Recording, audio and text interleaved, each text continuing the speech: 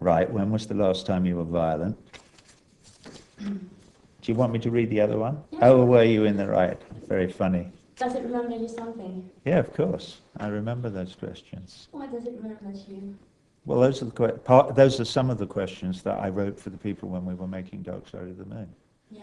And the answers were fabulous, as we know, because they're on the record.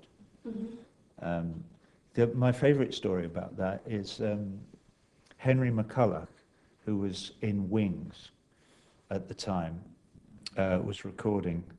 And I didn't interview because I gave him cards like this, as you've just given me, him and his wife. And so he's the voice on the record that goes, I don't know, I was really drunk at the time. You know, were you in the right? I don't know, I was really drunk at the time. And I did the same thing with his wife, who we didn't use, but they gave exactly the same answers. They'd had a huge fight the night before. They were both drunk. They were both completely drunk, and they'd had this huge fight, and they gave exactly the same answers, which I thought was really sweet. So you asked everybody around the Road Studios to answer these questions. Yeah. Tell me, what was it like at that time, at the time of the recording? Nick Mason, in his books, he speaks about a useful atmosphere, telling about the good relationships between the musicians and the engineers. Yeah. Do you agree with the useful atmosphere at the time? Yeah, the atmosphere was fine, and it was, we got on fine with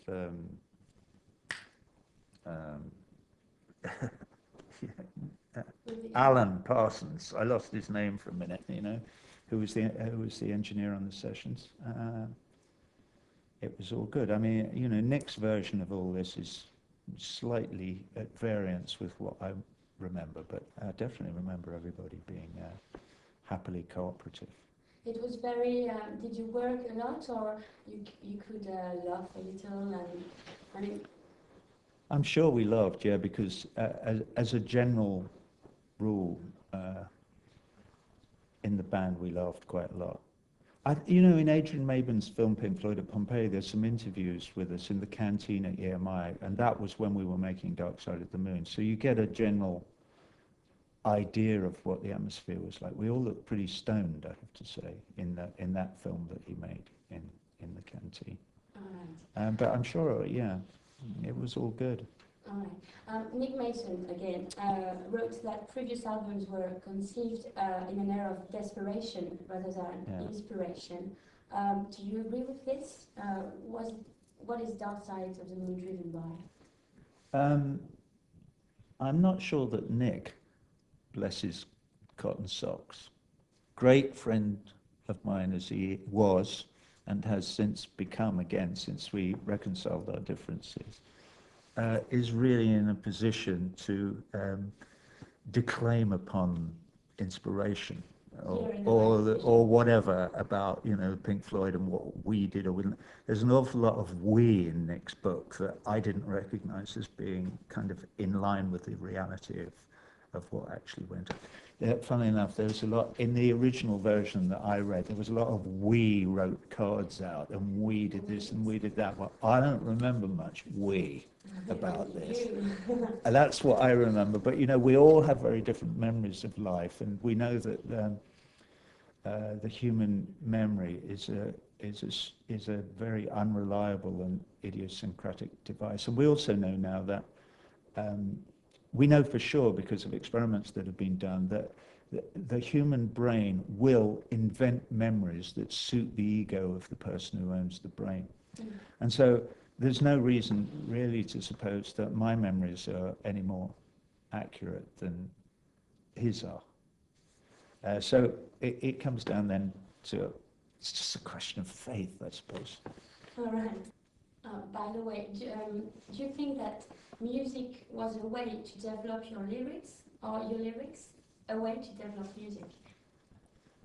I think it's unlikely that I would have started writing poetry if I hadn't been in a rock and roll band, to put it that way. So I think I was encouraged to start writing by the fact that Sid went crazy and somebody had to start writing songs. So we all tried to write songs, all of it, apart from Nick,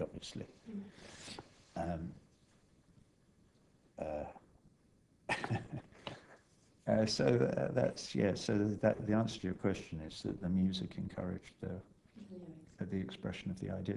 Because I had always been told as a young man at school, you know, that it was useless and that I should never attempt to express myself in any way. And that was the nature of the kind of educational system that I went through, which again I've sort of documented in some of the work, particularly in The Wall. So it's a kind of revenge. Yeah.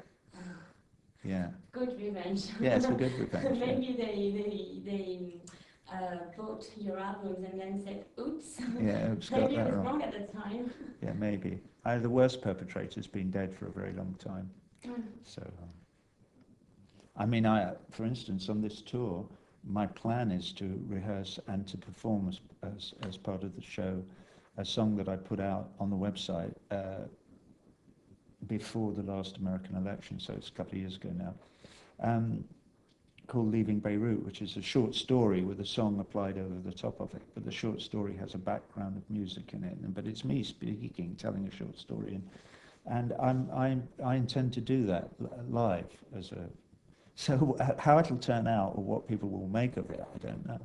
I want to do it because it has strong political opinions in that are inherent in the telling of the story and in the song that's a response to the story.